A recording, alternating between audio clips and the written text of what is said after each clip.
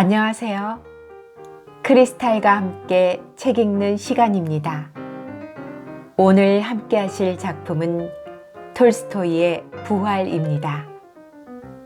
구독, 좋아요, 알림 설정 부탁드립니다. 17. 이렇듯 초저녁은 지나가고 이윽고 고요한 밤이 되었다. 의사는 침실로 들어갔다. 고모들도 잠자리에 들었다.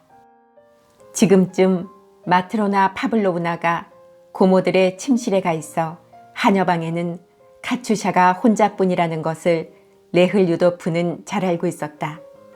그는 다시 바깥 층계로 나갔다. 뜰은 어둠 속에 잠들고 습한 기운으로 가득 차 있었으나 따뜻했다. 봄 기운이 아직 남아있는 눈을 녹이고 녹는 눈에서 생겨 퍼져나가는 그 하얀 안개가 뜰에 가득히 고여 있었다. 집에서 100걸음 남짓 앞에 있는 낭떠러지 밑으로 흐르는 강가에서는 이상하게 야릇한 소리가 들려왔다. 얼음이 갈라지는 소리였다. 레흐 류도프는 층계를 내려갔다. 그리고는 물 웅덩이를 피하여 얼어붙은 눈을 밟으면서 하녀방 창문으로 다가갔다. 가슴이 두근대는 소리가 자기 귀에도 들릴 정도였다. 숨이 갑자기 멎었다가는 무거운 한숨이 되어 목구멍으로 새어나오곤 했다. 하녀방에는 조그마한 램프가 켜져 있었다. 카투샤는 홀로 테이블 앞에 앉아 앞을 바라보며 무엇인가를 골똘히 생각하고 있는 눈치였다. 레흐 류도프는 오랫동안 꼼짝도 않고 그녀가 어떤 행동을 하는지 가만히 지켜볼 뿐이었다. 그녀는 2분 남짓 그 자세로 앉아있더니 갑자기 눈을 들어 쌩끗 웃고는 자신을 책망하듯이 머리를 흔들었다. 그리고 자세를 고쳐 갑자기 두 손을 테이블 위에 올려놓더니 또 앞을 똑바로 쳐다보았다. 그는 서서 여전히 그녀를 지켜보고 있었다. 그리고 자기 가슴의 힘찬 박동소리와 강에서 들려오는 이상 야릇한 소리를 아무 생각 없이 듣고 있었다. 저편 강에서는 안개 속에서 무언가 쉴 새 없이 느릿한 작업이 계속되고 있었다. 뭔지 모르지만 콧김이 빠져나오는 소리를 내기도 하고 쪼개지기도 하고 부서지기도 하면서 얼음이 유리처럼 날카로운 소리를 내고 있었다. 그는 마음속의 갈등으로 괴로워하고 있는 카투샤의 얼굴을 가만히 지켜보고 있다가 갑자기 그런 그녀가 불쌍해졌다. 그런데 이상하게도 이 연민의 정은 그녀에 대한 그의 동물적 욕망을 더욱 강하게 부추길 뿐이었다. 욕정이 그의 온몸을 사로잡고 말았다. 그는 창문을 똑똑 두드렸다. 그녀는 마치 전류에 닿기라도 한 듯 꿈틀하고 몸을 떨었다. 다음 순간 공포감으로 얼굴이 일그러졌다. 그리고 일어나 창가로 가서 유리에 얼굴을 댔다. 그리고 말의 눈 가리개처럼 두 손을 눈에 가져다 대고서야 그인 것을 알았을 때 두려운 표정은 그녀의 얼굴을 떠나지 않았다. 그녀의 얼굴은 너무나도 심각했다. 그는 그런 얼굴을 한 그녀를 본 적이 없었다. 그가 웃어 보이자 그녀도 겨우 미소를 지었다. 그러나 그를 따라 웃었을 뿐 그녀의 마음속에 있는 것은 웃음이 아니라 두려움 내지는 공포감이었다. 그는 뜰로 나오라고 손으로 신호했다. 그녀는 싫어요, 안 가겠어요 하는 듯이 머리를 흔들고 그대로 창가에 서 있었다. 그는 다시 얼굴을 유리창에 대고 나오라고 그녀를 부르려 했다. 그때 그녀가 문 쪽을 획 돌아다 보았다. 누군가가 부르고 있었다. 레흐 류도프는 창문에서 물러섰다.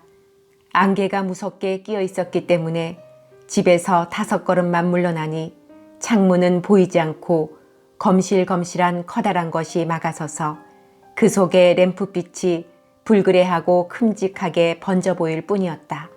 강가에서는 여전히 야릇한 소리와 얼음 깨지는 소리가 나고 있었다. 마당 가까운 쪽에서 안개를 뚫고 수탉 우는 소리가 들려왔다. 그러자 가까이에서 다른 수탉이 이에 대꾸했다. 잇따라 먼 마을 쪽에서 서로 울어대는 소리가 하나로 어울러져 들려왔다. 둘레는 각 말고는 고요한 정적만이 죽은 듯이 쌓여 있었다. 벌써 두 번째 다구는 소리가 들렸다. 벌써 두 번쯤 모퉁이를 서성거리다가 몇 번이나 괴어있는 물에 빠지면서 레흘 유도프는 다시 하녀방 창가로 다가갔다. 램프는 여전히 켜져 있었다. 카츄샤는 아직도 망설이는 듯 혼자 테이블 앞에 앉아 있었다. 그가 창가로 다가서는 순간 그녀는 창문을 보았다. 그리고는 누가 노크했는지 확인도 하지 않고 갑자기 하녀방에서 달려나왔다. 그는 입구의 문이 딸깍하고 가냘프게 삐걱거리며 열리는 소리를 들었다. 이미 그는 문 앞에서 기다리고 있다가 아무 말 없이 덥석 그녀를 끌어안았다. 그녀는 그에게 와락안겨 얼굴을 들어 입술로 그의 키스를 받았다. 두 사람은 문간 모퉁이에 있는 마른 땅에 서서 채워지지 않는 욕망의 불길에 휩싸여 있었다. 갑자기 딸깍하는 소리가 나더니 입구의 문이 삐걱하고 울렸다. 그리고 마트로나 파블로브나의 화난 목소리가 들려왔다. 카츄샤! 그녀는 그의 품에서 빠져나가 집 안으로 돌아갔다. 자물쇠 잠그는 소리가 그의 귀를 스쳤다. 이어 조용해지더니 창문에 빨간불이 꺼지고 그의 뒤에서는 안개와 강물 소리만 여전히 들려왔다. 레흘 유도프는 창문으로 다가갔다. 누구의 모습도 보이지 않았다. 유리창을 두드렸다. 아무도 대답하지 않았다. 레흘 유도프는 현관으로 해서 자기 방으로 돌아갔으나 잠을 청할 수가 없었다. 그는 장화를 벗고 맨발로 복도를 따라 마트로나 파블로브나의 방 옆에 있는 카츄샤의 방으로 갔다. 그는 먼저 마트로나 파블로브나의 잠든 소리를 확인한 다음 몰래 들어가려고 했다. 순간 그녀가 갑자기 기침을 하고 침대를 삐걱거리면서 돌아눕는 소리가 났다. 움찔해진 그는 그대로 5분쯤 서 있었다. 다시 주위가 조용해지고 고른 숨소리가 들리기를 기다렸다가 그는 되도록 마룻바닥이 삐걱거리지 않는 곳을 밟아 그녀의 방문 앞으로 갔다. 아무 소리도 들리지 않았다. 그녀는 틀림없이 자지 않고 있었다. 숨소리가 들리지 않는 것으로 알 수 있었다. 그가 카투샤 하고 속삭이기가 무섭게 그녀는 벌떡 일어나 문턱에 다가와서 잔뜩 성난 목소리로 그에게는 그렇게 들렸지만 돌아가 달라고 말했다. 무슨 짓이에요? 안 돼요. 이러시면 고모님들이 들으세요. 하고 그녀는 말하고 있었지만 마음속에서는 나는 죄다 당신 것이에요. 라고 말하고 있었다. 그것만은 레흘 유도프도 알 수 있었다. 자, 잠깐만 열어줘. 부탁이야. 하고 그는 말했다. 그녀는 잠자코 있었다. 이윽고 열쇠를 더듬는 손의 움직임이 들려왔고 자물쇠가 딸깍하고 울리자 그는 열린 문 사이로 미끄러져 들어갔다. 그가 그녀를 붙잡았다. 그리고 소매 없는 빳빳한 속옷만 입은 그녀를 안아들고 밖으로 나가려 했다. 아, 왜 이러세요? 하고 그녀는 속삭였다. 그러나 그는 그녀의 말에는 아랑곳 없이 그녀를 자기 방으로 안고 갔다. 아, 안 돼요. 놓아주세요. 그녀는 이렇게 말했으나 몸은 바싹 그에게 안기고 있었다. 그녀가 그의 말에는 아무 대답도 않고 입술을 깨문 채 와들와들 떨며 그의 방에서 나갔을 때 그는 현관 바깥으로 나가서 방금 일어난 모든 일을 곰곰이 생각하려고 애쓰며 서 있었다. 밖은 벌써 환해지고 있었다. 아래쪽 강에서는 얼음 깨지는 소리와 바람 부는 소리가 아까보다 더 한층 요란해졌다. 거기에 다시 흐르는 물소리도 더 시끄러워지고 있었다. 안개가 아래로 가라앉고 그 위에 반달이 떠서 무언가 검고 무시무시한 것을 암울하게 비치고 있었다. 이게 무엇일까? 내 몸에 일어난 것은 커다란 행복인가? 아니면 커다란 불행인가? 라고 그는 스스로에게 물었다. 세상이라는 것이 이런 것일까? 누구든지 마찬가지겠지? 레흘 유도프는 자기에게 그렇게 말하고 침실로 돌아갔다.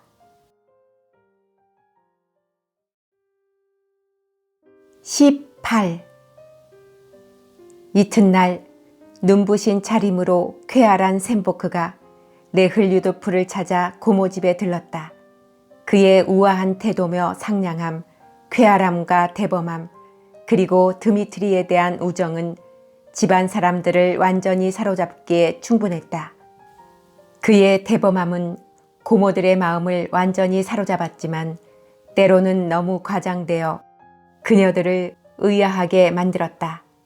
동냥하러 온 거지 장님에게 1루블이나 적선하는가 하면 하인들에게 팁으로 15루블이나 주었고, 소피아 이바노브나의 애견 슈제트가 그의 눈앞에서 다리를 다쳐 피를 흘리자 조금도 주저함이 없이 장식선이 달린 고급 마직 손수건을 찢었다. 이런 손수건은 한 다스에 15루블이 넘는다는 것을 소피아 이바노브나는 잘 알고 있었다. 그리고 그것으로 강아지의 붕대를 만들었다. 고모들은 아직 이런 사람을 본 일도 없었고, 하물며 이 셈보크가 20만 루블이나 되는 빚을 짊어지고 있다는 것은 꿈에도 알지 못했다. 그는 이 빚을 절대로 갚을 수가 없다는 것을 알고 있었기 때문에 25루블쯤 있건 없건 문제가 아니었다. 셈보크는 단 하루 있었을 뿐 이튿날 밤 레흘 유도프와 함께 떠나갔다. 돌아가기로 한 날짜가 다 되었으므로 두 사람은 더 머물 수가 없었다. 고모집에서 마지막 하루를 보낸 레흘 유도프는 전날 밤의 기억이 생생하게 남아 있었으므로 마음속에서 싸우는 두 개의 감정에 시달림을 받았다. 그 하나는 비록 그것이 예상했던 것보다 훨씬 덜 만족스럽기는 했지만 관능적인 추억과 목적을 이루었다는 어떤 종류의 자기만족이고, 하나는 무언가 나쁜 짓을 해버렸다. 이것은 고쳐지지 않으면 안 된다. 그것도 그녀를 위해서가 아니라 자기를 위해서 고쳐야 한다는 자기 반성 같은 것이었다. 그가 빠져있던 에고이즘의 격렬한 소용돌이 속에서 레흘 유도프는 단지 자기 자신만을 생각하고 있었다. 그가 그녀에게 저지른 죄를 사람들이 안다면 그를 비난할까? 어느 정도 비난할까 하는 생각만 하고, 그녀가 어떤 생각을 하고 앞으로 어떻게 될 것인가의 생각은 조금도 하지 않았다. 그는 셈보크가 자기와 카츄샤의 관계를 알아챘다고 생각했다. 그리고 이것이 그의 자존심을 달콤하게 만족시켜 주었다. 옳지, 이제야 알았어. 자네가 갑자기 고모집에 일주일이나 머물러 있었던 까닭을 말이야. 셈보크는 카츄샤를 보자 그에게 말했다. 나 역시 자네였더라도 떠나지 않았을걸? 굉장한 아가씨야. 레흘 유도프는 다시 이렇게도 생각했다. 그녀와 실컷 재미를 보지 못한 채 이렇게 떠나버린다는 것은 섭섭하지만, 그러나 어차피 오래 이어지지도 못할 이 관계를 빨리 청산해 버린다는 점에서 잘 됐다고. 그리고 다시 카츄샤에게 돈을 줄 필요가 있다고 생각했다. 그것도 그녀를 위해서가 아니라 언젠가는 그 돈이 필요할 때가 오리라는 생각에서가 아니라 그저 사람들이 다 그렇게 하듯이, 또 그녀를 쾌락을 위해 건드려 놓고 그 대가를 지불하지 않는다면 불성실한 인간으로 보일 것이라는 이유 때문이었다. 그래서 그는 자기와 그녀의 입장을 생각하여 적당하다고 생각되는 돈을 그녀에게 주었던 것이다. 떠나는 날 저녁 식사 뒤 그는 현관에서 그녀를 기다렸다. 그녀는 그를 보자 얼굴을 확 붉히고 눈으로 열려있는 한여방의 문을 가리키며 그의 곁을 지나가려 했다. 그러나 그는 그녀를 붙잡았다. 작별 인사를 할까 해서. 그는 100루블짜리 지폐를 넣은 봉투를 접으면서 말했다. 이건 나의. 그녀는 그 의미를 깨닫고 얼굴을 찌푸리고 머리를 저으면서 그의 손을 밀어냈다. 받아도. 그는 속삭이듯 말하고 그녀의 품에다 봉투를 밀어넣고는 화상이라도 입은 사람처럼 얼굴을 찡그리고 신음소리를 내면서 자기 방으로 뛰어갔다. 그런 뒤 오랫동안 그는 방 안을 서성이면서 그날 밤의 일들을 생각하고는 심한 육체적 고통이라도 느끼는 듯 몸을 뒤틀고 울적해져서 신음소리를 내며 저도 모르게 발을 굴렀다. 그렇다고 되간절 어떻게 하면 된단 말인가. 언제나 이런 식으로 끝나게 마련이다.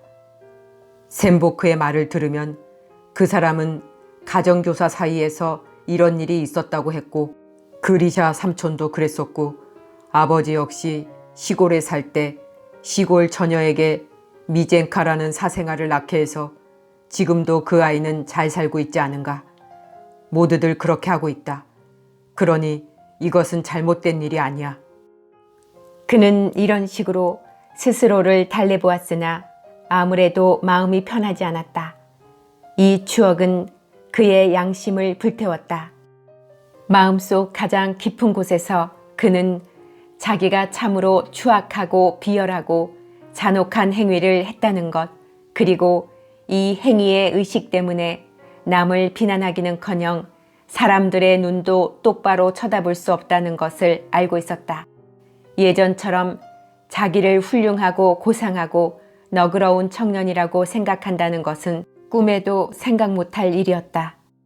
그러나 명랑하고 즐거운 생활을 계속하려면 자기를 그런 청년이라고 생각하지 않으면 안 되었다.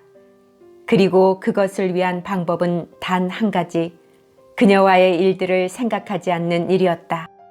그래서 그는 그렇게 해왔다. 그가 들어간 세계, 새로운 환경, 친구들, 전쟁 등 모두가 이 목적에 도움이 되었다. 그래서 그는 시간이 흐를수록 그 일들을 잊어버렸고 나중에는 정말 기억 속에서 깨끗이 사라지고 말았다. 단 한 번 전쟁이 끝난 뒤 카츄샤를 만나고 싶어 고모 집에 들른 적이 있었으나 그때는 카츄샤가 이미 떠나고 없다는 것. 그가 떠난 지 얼마 안 되어 아이를 낳기 위해 집을 나가서 어디선지 아이를 낳았는데 고모들이 들은 소문으로는 완전히 타락해버린 모양이라고 했다. 이 말을 듣고 그는 마음이 아팠다. 달수를 따져보니 그녀가 낳은 것은 자기의 아이일지도 몰랐지만 덮어놓고 그렇다고 할 수도 없었다. 고모들은 그가 타락한 것은 본디 바람기가 있는 어머니를 닮았기 때문이라고 말했다. 고모들의 이 비난은 그를 감싸주는 것 같아 기분 좋게 들렸으나 그래도 처음에는 그녀와 아기를 찾을까 생각했으나 이윽고 마음속으로 그것을 생각하기가 너무나 고통스럽고 부끄럽다는 바로 이 이유 때문에 찾는 데 필요한 노력을 하지 않고 끝내 자기 죄를 잊어버린 채 그것을 잊어버리게 되고 말았다. 그런데 지금 이 놀라운 우연이 그에게 모든 것을 고통스럽게 회상시켜주고 지난 10년 동안 마음에 이 같은 죄를 품고서도 편안하게 살아올 수 있었던 자기의 무정함, 냉혹함, 비열함을 보상할 것을 요구했다. 그러나 그의 마음은 아직도 이를 인정하기에는 거리가 멀었고 지금은 단지 모든 것이 명백하게 드러나지 않았으며 그녀와 변호사가 무사람들 앞에서 자기의 치욕을 드러내주지 말았으면 하는 생각만 하고 있었다. 19. 법정에 배심원 대기실로 레흘유도프가 들어갔을 때의 정신 상태는 이러했다. 그는 창가에 멍하게 앉아 주위에서 주고받는 말을 들으며 연거푸 담배만 피웠다. 배심원 가운데 그 쾌활한 상인은 틀림없이 상인 스멜리코프의 남봉에 공감이 가는 모양이었다. 한번 놀아보려면 그쯤은 놀아야지. 그야말로 시베리아식이야. 아무튼 그 친구 눈이 꽤 높았어. 그만한 계집을 찾아낸 걸 보면. 배심원 대표는 모든 문제는 증거의 감정 여하에 달려있다는 의견을 말했다. 퓨트르 게라시모비치는 유대인 점원과 서로 무슨 농담을 하면서 큰 소리로 웃고 있었다. 레홀유도프는 묻는 말에 대해서만 가볍게 대답하고는 자기를 가만히 내버려 두기만 바랐다. 한쪽으로 기우뚱하게 걸음을 걷는 정리가 배심원들을 다시 부르러 왔다. 레흘유도프는 자기가 재판을 하러 가는 것이 아니라 재판을 받으러 끌려가는 것 같은 두려움을 느꼈다. 그는 마음속으로는 자기가 얼굴을 들고 다닐 수 없는 악한이라는 것을 느끼고 있었지만 그래도 몸에 밴 습관대로 자신만만하게 단상에 올라가 배심원 대표의 자리에서 두 번째 자리에 다리를 포개고 앉아 코안경을 만지작거렸다. 피고들도 어디론지 끌려갔다가 다시 끌려왔다. 법정에는 새로운 증인들이 나와 있었다. 레흘유도프는 마슬로바가 비단과 빌로드로 몸을 감싼 살이 찐 어느 부인에게로 여러 번 눈길을 보내는 것을 보았다. 그 부인은 큼직한 리본을 단 운도 높은 모자를 쓰고 팔꿈치까지 드러난 팔에 우아한 손가방을 걸치고 난간 앞에 첫째 줄에 앉아 있었다. 나중에 안 일이지만 그녀는 마슬로바가 있던 바로 그 술집의 주인이며 증인 가운데 한 사람인 키타예바였다. 증인들의 인정신문이 시작되었다. 이름, 종교 같은 것에 대한 질문이 있었다. 그리고 증인들도 선서를 시켜야 할 것인가에 대해 협의한 뒤 다시금 아까의 그 늙은 신부가 다리를 질질 끌다시피 하며 들어왔다. 그리고 아까와 같이 비단 제2의 가슴에 걸친 십자가를 만지면서 자기는 유익하고 중대한 일을 집행하고 있다는 확신에 찬 모습으로 증인들과 감정인들에게 선서를 시켰다. 선서가 끝나자 모든 증인들은 물러가고 술집 여주인 키타예바만 남았다. 그녀는 이 사건에 관해서 아는 바를 신문받았다. 키타예바는 겸연적인 웃음을 띠고 말끝마다 모자 쓴 머리를 끄덕이면서 독일식 액센트로 상세하고 조리 있게 진술했다. 먼저 안면이 있는 호텔 객실 담당 시몬 카르친킨이 돈 많은 시베리아 상인을 위해서 여자를 데리러 그녀의 술집에 찾아왔다. 그래서 그녀는 루바샤, 루보비의 애칭을 보내주었다. 얼마 후에 루바샤는 그 상인과 함께 돌아왔다. 상인은 벌써 기분이 좋지 않았어요. 하고 가볍게 미소를 띠며 키타예바는 계속 말했다. 그리고 우리 집에서 다시 술을 마셨고 아이들에게도 한턱 냈습니다. 그런데 그분은 돈이 모자라 자기가 홀딱 반한 저 루바샤를 호텔의 자기 방에 심부름을 보내 돈을 가져오게 했던 거예요. 하고 피고 쪽을 돌아다보았다.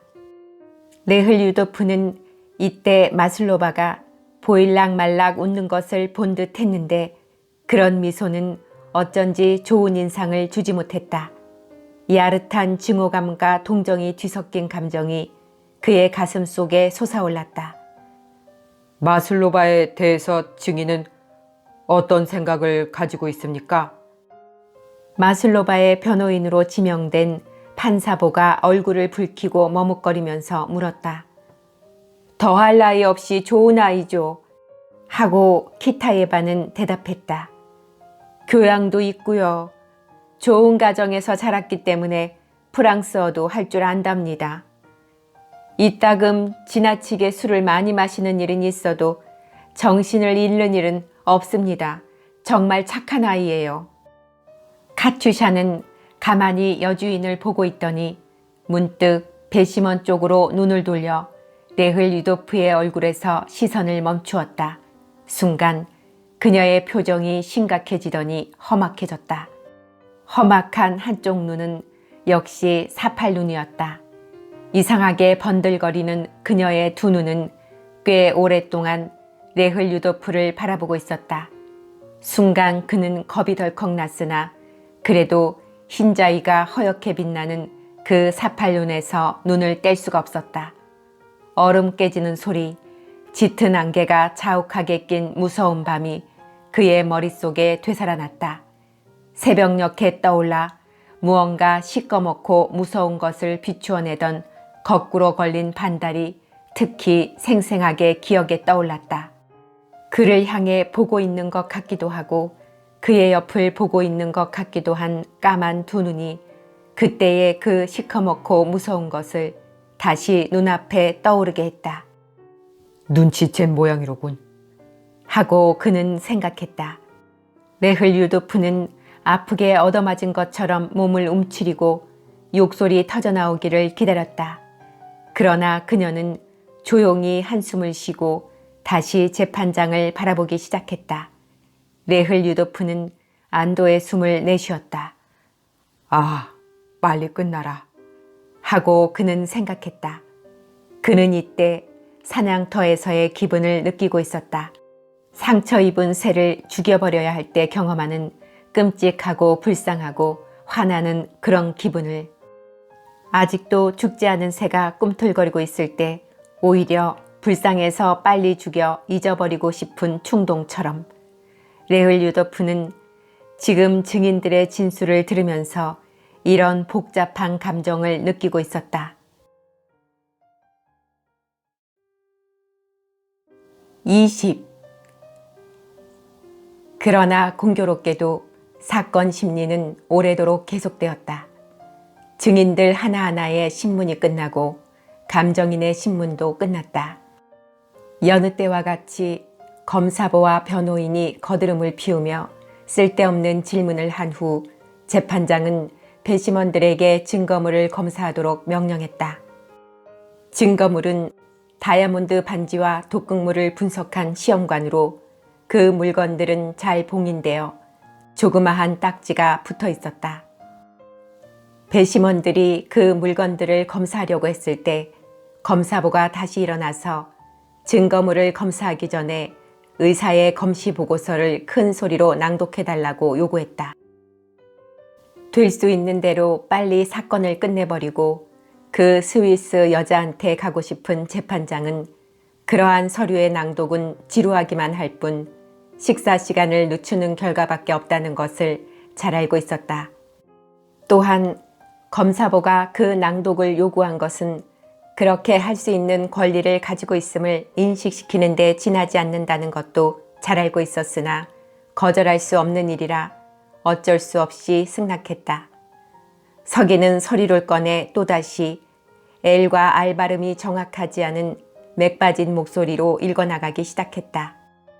외부 검시 결과는 다음과 같음. 1. 페라폰트 스멜리코프의 키는 195cm. 꽤 큰 사람이었군. 하고 옆에 앉은 상인이 레흘 유도프에게 속삭이듯 말했다. 2. 외모로 본 나이는 40세가량으로 추정됨. 3. 시체는 온몸이 부어 있었음. 4. 살결은 푸르고 군데군데 검은 반점이 있었음. 5. 피부 표면에는 크고 작은 여러 개의 물집이 생기고 여러 곳이 벗겨져서 큰 헝겊 조각이 달려있는 것으로 보였음. 6. 머리카락은 밤색이고 숱이 많으며 손으로 만지자 쉽게 빠졌음. 7. 눈은 튀어나와 있고 각막은 흐려 있었음. 8. 콧구멍, 귀, 입안에서 거품이 섞인 혈장이 스며나오고 입은 반쯤 열려 있었음. 9. 얼굴과 가슴이 몹시 부어 목은 거의 알아볼 수 없었음. 등등. 이렇게 하여 4페이지 27항목으로 나누어서 방탕 끝에 비참한 삶으로 최후를 마감하고 부어올라서 썩어가는 듣기만 해도 끔찍한 키가 크고 뚱뚱한 상인의 시체에 관한 외부 검시 보고가 자세하게 낭독되었다. 네흘 유도프가 느낀 막연한 혐오감은 이 검시 보고의 낭독으로 더욱 커졌다. 카츄샤의 생활, 콧구멍에서 흘러나온 혈장, 튀어나온 눈알, 그녀에 대한 이 상인의 소행, 이런 것들은 모두 같은 종류의 것으로 이곳 저곳에서 이런 것들이 그를 둘러싸고 삼켜버릴 것 같은 기분이 들었다. 외부 검시 결과 낭독이 겨우 끝났을 때 재판장은 무거운 한숨을 쉬고 이제야 끝났구나 하고 고개를 들었다. 그러나 서기는 이어 해부 검시에 대한 보고를 낭독하기 시작했다. 재판장은 다시 고개를 숙이고 한쪽 팔꿈치를 세워 턱을 괴고 눈을 감았다. 배심원 가운데 그 쾌활한 상인은 겨우 졸음을 참으면서 가끔 몸을 꿈틀거렸다. 피고인들은 그 뒤에 서 있는 헌병들처럼 꼼짝도 않고 앉아 있었다. 해부 검시에 의해 발견된 사실은 다음과 같음. 1. 두 개의 표피는 쉽게 두개골에서 벗겨졌으며 피와 출혈의 흔적은 전혀 볼 수 없었음. 2. 두개골의 두께는 보통이며 조금도 다치지 않았음. 3. 뇌의 경막에 두 군데 약 4인치의 변색된 작은 반점이 있고 뇌막 자체는 윤기 없는 창백한 색을 띠고 있음. 그 밖에 32항목에 걸쳐 자세하게 쓰여 있었다. 그 다음에 이페인의 이름과 서명이 계속되고 끝에 가서 의사의 결론이 있었다. 그것에 따르면 해부 때 발견되어 조서에 적혀진 위, 장, 신장 안의 변화는 술과 함께 윗속으로 들어간 독극물의 작용이 스멜리코프의 죽은 원인이었음을 확신을 가지고 결론을 내리는 근거가 된다. 위와 장에 나타난 변화만으로는 어떠한 독극물이 윗속으로 들어갔는지 단정하기 어렵다. 그러나 이 독극물이 술과 함께 윗속으로 들어갔다는 것은 스멜리코프의 윗속에서 다량의 술이 발견된 것으로도 추측할 수 있다. 술을 상당히 많이 마시는 사람이었나 보군요. 잠이 깬 상인이 레흘 유도프에게 소곤거렸다. 이 보고서의 낭독은 약 1시간이나 이어졌으나 그래도 검사본은 만족하지 않았다. 보고서 낭독이 여기까지 이르렀을 때 재판장은 검사본을 돌아보고 말했다.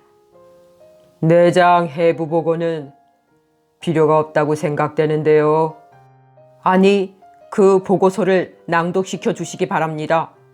검사본은 비스듬히 몸을 일으키면서 재판장을 보지 않고 말했다. 그 말투에는 이 낭독을 요구하는 것은 자기의 권리이며 그 권리를 포기할 수는 없다. 만약에 거절한다면 상소라도 할 것이라는 기세가 엿보였다. 탐스럽게 턱수염을 기르고 눈꼬리가 처진 것이 선량해 보이는 배석 판사는 위장병 때문에 몹시 괴로운지 지친 표정으로 재판장을 돌아보았다. 무엇 때문에 그런 걸 읽습니까? 쓸데없이 시간만 끌 뿐입니다. 이런 것은 새 빗자루와 마찬가지로 말끔히 쓰러지지도 않고 청소하는 데 시간만 낭비할 뿐입니다. 금태 안경을 쓴 배석 판사는 아무 말 없이 어둡고 단호한 눈초리로 앞을 지켜보고 있었다. 그는 자기 아내한테서나 삶 전체에서도 행복한 것이라고는 하나도 기대할 수 없는 형편이었기 때문이다. 보고서 낭독이 시작되었다. 1880X년 2월 15일 아래에 서명한 본관은 법의부 위촉 제638호에 의하여 하고 서기는 법정안을 가득 채운 따분한 분위기를 쫓아버리려는 듯이 모든 사람을 향해 한층 소리를 높여 단호한 목소리로 읽기 시작했다. 검시관보의 입회 아래 실시된 내장 검사의 결과는 다음과 같다. 1. 우측 폐와 심장 6파운드들이 유리병에 들어있음. 2. 위의 내용물 6파운드들이 유리병에 들어있음. 3. 위 6파운드들이 유리병에 들어있음. 4. 간장, 비장, 신장 3파운드들이 유리병에 각각 들어있음. 5. 장 6파운드들이 유리병에 들어있음. 이 보고서를 읽기 시작했을 때 재판장은 배석 판사 가운데 한 사람에게 몸을 굽히고 무언가 귓속말을 한 다음 다시 다른 배석 판사에게 역시 귓속말로 속삭이고 동의를 얻자 여기서 낭독을 중지시켰다. 법정은 이 보고서를 읽을 필요가 없다고 인정합니다. 하고 재판장은 말했다. 서기는 입을 다물고 서류를 챙기기 시작했고 검사보는 화가 난 듯이 무언가 열심히 쓰고 있었다. 배심원 여러분, 증거물을 검사하셔도 좋습니다. 하고 재판장은 말했다. 배심원 대표와 배심원 두세 사람이 일어서서 손을 어떻게 움직이면 좋은지 어느 자리에 놓는 것이 좋은지 난처해하며 테이블로 다가가 반지, 병, 시험관 등을 차례로 들여다보았다. 그 쾌활한 상인은 반지를 자기 손가락에 끼워보기까지 했다. 그 손가락 하나 크던데요. 하고 그는 제자리로 돌아오면서 말했다.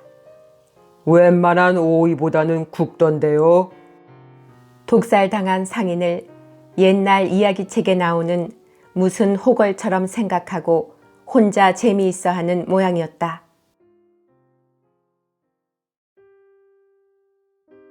21. 증거물에 대한 배심원들의 검사가 끝나자 재판장은 심리가 끝났다는 것을 선포하고 빨리 끝내고 싶은 마음에서 곧 검사 논고로 들어갈 것을 재촉했다. 재판장은 검사보 역시 사람이니만큼 담배도 피우고 싶고 식사도 하고 싶을 테니 여러 사람의 심정을 헤아려 주리라고 기대했으나 검사보는 자기 자신에게도 남에게도 관대한 사람이 아니었다. 검사보는 천성이 우둔한 사람이었는데 불행히도 중학교를 우등생으로 마쳤고 대학에서는 로마법에 있어서의 용의권에 대한 논문으로 상을 타는 바람에 자기를 대단한 인물로 알고 아주 우쭐해져서 여자들에게 인기가 있음을 알고 더욱 의기양양해졌다. 그 결과 더 말할 수 없이 어리석은 사람이 되었다. 그는 논고에 대한 요청을 받자 금실로 꾸민 제복을 입은 우아한 몸을 자랑하듯 천천히 일으켜 두 손을 테이블에 의지하고 머리를 약간 숙이고 피고들의 눈길을 외면하면서 법정 안을 한번 둘러본 다음 천천히 입을 열었다. 배심원 여러분, 여기서 여러분의 재량에 맡겨지고 있는 이 사건은 하고 그는 기소장과 보고서를 읽는 사이에 대강대강 손질해 놓은 논고를 읽기 시작했다. 만약 이러한 표현이 허락된다면 이것은 매우 특색 있는 범죄입니다. 검사보의 논고는 그의 의견에 따르면 이미 명성을 날리고 있는 변호사들의 훌륭한 변론의 역할처럼 커다란 사회적 의의를 갖는 것이어야 했다. 하긴 방청석에는 재봉사 처녀와 여자 조리사와 시몬의 여동생과 마부 한 사람이 있었을 뿐이지만 그런 것은 아무래도 좋았다. 검사보에게는 언제나 자기 입장의 높이를 과시할 것, 즉 범죄의 심리적 의미의 깊이에 투철하여 병든 사회를 해독시키는 데 신조가 있었다. 선인들의 명성도 이런 데서 비롯된 것처럼. 배심원 여러분, 여러분이 지금 눈앞에 두고 계시는 사건은 만약 이러한 표현이 용납된다면 세기말적 특수한 범죄라고도 할 만한 것으로서 슬픈 태폐 현상에 말하자면 색다른 여러 가지 성질을 띠고 있습니다. 현 사회 구성에 있어서 말하자면 이 프로세스의 비정한 비달에 특히 무방비하게 폭로되고 있는 한 분자가 이 썩어 빠진 작용에 끌려 들어가고 있는 것입니다. 검사보는 한편으로는 자기 머리에 떠오른 재치 있는 문구를 빠짐없이 생각해내느라고 애쓰고, 한편으로는 이것이 중요한 점이지만 잠시도 쉬지 않고 청산유수 같은 웅변을 토하면서 장장 1시간 15분에 걸쳐 논고를 읽어나갔다. 그는 단 한 번 말이 막혀 잠시 침을 삼켰을 뿐 곧 본래대로 돌아가 한층 더 화려한 말솜씨로 그 막혔던 것을 회복시켰다. 그는 때로는 배심원석을 보고 발을 바꿔놓으면서 부드러운 어조로 호소하는가 하면 자기 노트에 눈을 떨어뜨리면서 조용한 사무적인 말투가 되었다가 다시 갑자기 눈빛이 변하며 큰 소리로 꾸짖는 듯한 고발적인 목소리가 되어 방청석과 배심원석을 쳐다보았다. 다만 뚫어질 듯이 그를 바라보고 있는 세 사람의 피고인에게만은 한 번도 눈길을 보내지 않았다. 그 무렵 법조계에서 유행되어 지금도 학문의 최신 지식이라고 여겨지는 용어가 그의 긴 논고 속에는 모두 담겨 있었다. 거기에는 유전도, 선천적 범죄성도 있고 롬브로소, 이탈리아의 형법학자도, 타르드, 프랑스의 사회학자도, 쥐나론도, 생존 경쟁도, 최면술도, 암시도, 샤르코, 프랑스의 최면학자도, 심지어 데카탕스까지 튀어나오는 실정이었다.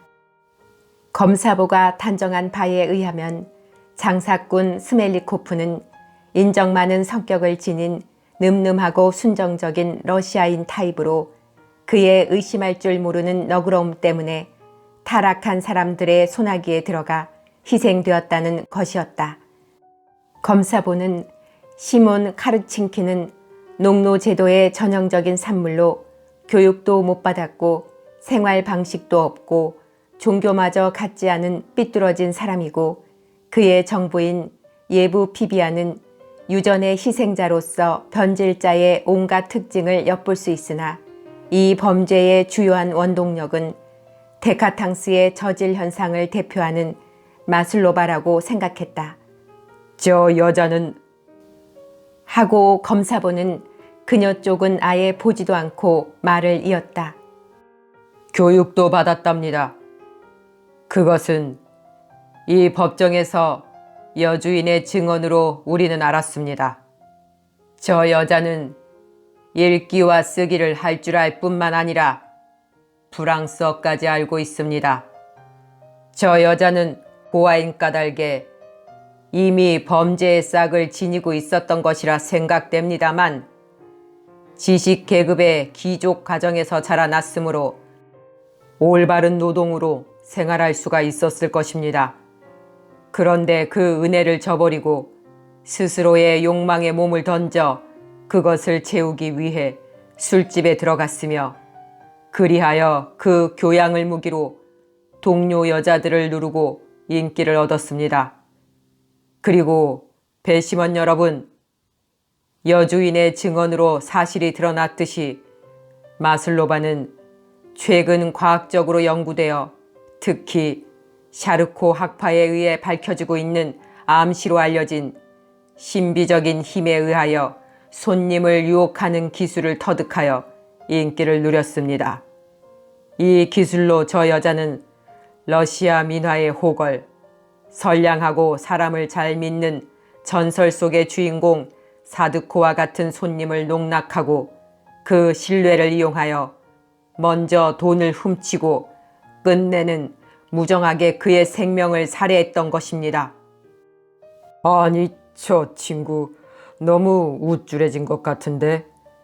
재판장은 쓰디쓴 웃음을 지으면서 엄숙한 표정을 하고 있는 판사 쪽으로 얼굴을 돌리며 말했다. 어이없는 바보로군. 엄격한 판사가 말했다.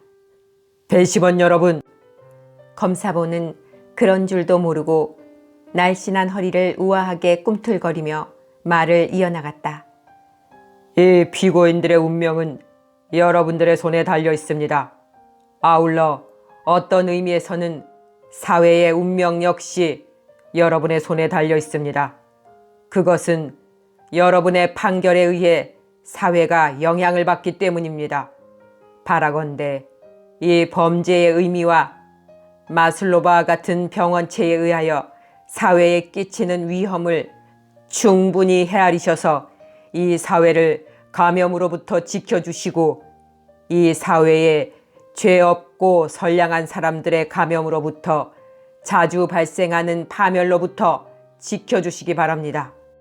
그리고 눈앞에 다가온 판결의 중대함에 스스로 숙연해진 듯이 검사보는 자신의 논고에 감격한 듯이 자리에 앉았다. 그의 논고의 요지는 복잡하고 지나치게 수식한 문구를 빼면 마슬로바가 교묘하게 상인의 신용을 얻은 다음 열쇠를 갖고 호텔방으로 들어가 돈을 독차지하려 했으나 시몬과 예부 피비아에게 들켰으므로 셋이서 나누어 갖지 않으면 안 되게 되었다. 그리고 그 뒤 범죄의 흔적을 감추기 위해 다시 상인과 호텔로 가서 그에게 약을 먹여 독살했다는 내용뿐이었다. 검사보의 논고가 끝나자 변호인 자리에서 프로코트를 입고 풀이 빳빳한 와이셔츠에 가슴을 반원형으로 널찍하게 드러낸 40 안팎의 남자가 일어서더니 큰 소리로 당당하게 카르친킨과 보치코바 두 피고를 변호했다. 그는 300루블로 이 두 사람에게 의뢰받은 변호사였다.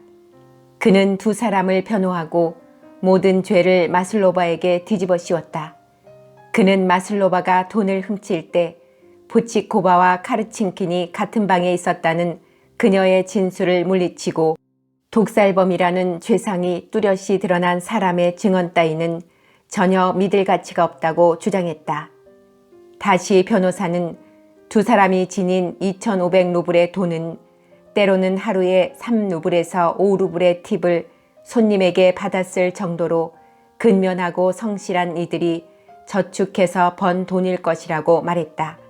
그 상인의 돈은 마슬로바가 훔쳐서 누구에게 주었든지 아니면 제정신이 아니었으므로 잃었다고도 생각할 수 있는 것이고 독살은 마슬로바 혼자 저지른 범행이라고 그는 주장했다. 그리고 변호사는 돈을 훔친 범행에 있어서 카르친킨과 보치코바의 무죄를 인정해달라고 배심원들에게 하소연했다. 만일 두 사람이 돈을 훔친 데 대해 죄를 인정한다 치더라도 살인에는 관여하지 않았고 미리 꾸민 사실도 없다고 말했다. 변호사는 마지막으로 검사보에게 화살을 돌려 유전에 관한 검사보의 뛰어난 견해는 유전학상의 여러 문제를 뚜렷하게는 하고 있지만 이 건에는 불필요한 견해다. 왜냐하면 보치코바는 부모가 누구인지 모르는 고아이기 때문이라고 공박했다.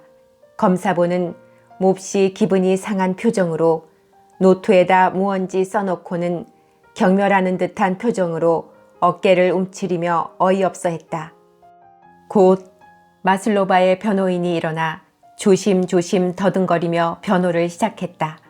그는 마슬로바가 돈을 훔친 범행에 가담한 점에 대해서는 부정하지 않고 다만 그녀는 상인 스멜리코프를 죽일 생각은 전혀 없었으며 재우고 싶은 한 가지 생각만으로 가루약을 먹였다는 것만 주장했다.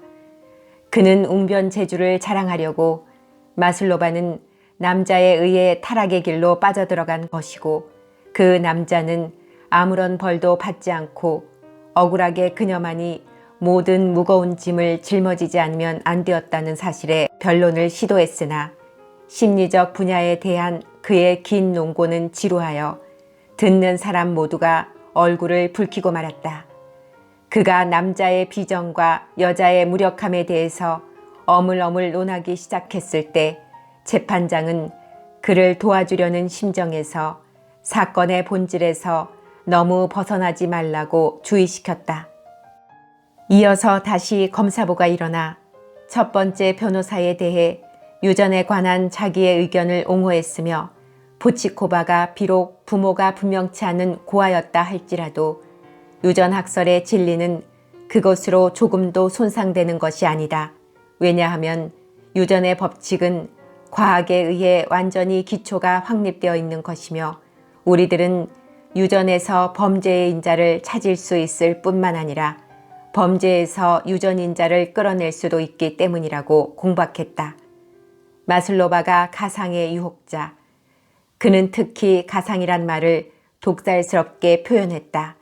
에 의해 타락되었다는 가정에 관해서는 온갖 자료가 오히려 그녀야말로 많은 희생자를 그의 손으로 타락으로 이끈 유혹자였다는 것을 보여주고 있다.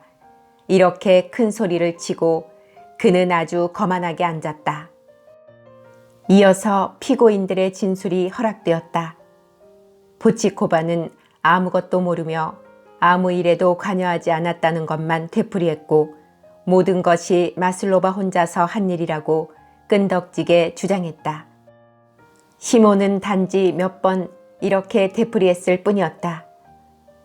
누가 뭐라고 해도 저에게는 아무 죄가 없습니다. 저는 결백합니다. 마슬로바는 아무 말도 하지 않았다. 재판장이 무언가 변명할 것이 있으면 하라는 말을 하자 그녀는 다만 천천히 눈을 들어 쫓기는 짐승처럼 모든 사람을 돌아보다가 곧 눈을 떨구고 큰 소리로 울음을 터뜨렸다. 왜 그러십니까? 네흘류도프의 옆자리에 앉았던 상인이 네흘류도프가 갑자기 이상한 소리를 내는 것을 보고 물었다. 그것은 통곡을 참는 소리였다. 아직도 자기가 지금 처해 있는 입장을 잘 깨닫지 못하고 있었기에 네흘류도프는 간신히 참은 통곡과 눈에 솟구친 눈물을 단지 자기 자신의 심약한 신경 탓이라고 생각해버렸다. 그는 눈물을 감추기 위해 코안경을 쓰고 손수건을 꺼내 코를 풀었다. 이 법정에 있는 모든 사람들에게 지금 자기 행위가 알려진다면 얼마나 큰 창피를 당해야 할까 하는 두려움이 그의 내부에서 생기기 시작한 양심의 갈등을 짓누르고 있었다. 처음 한순간은 이 공포가 무엇보다도 강했다.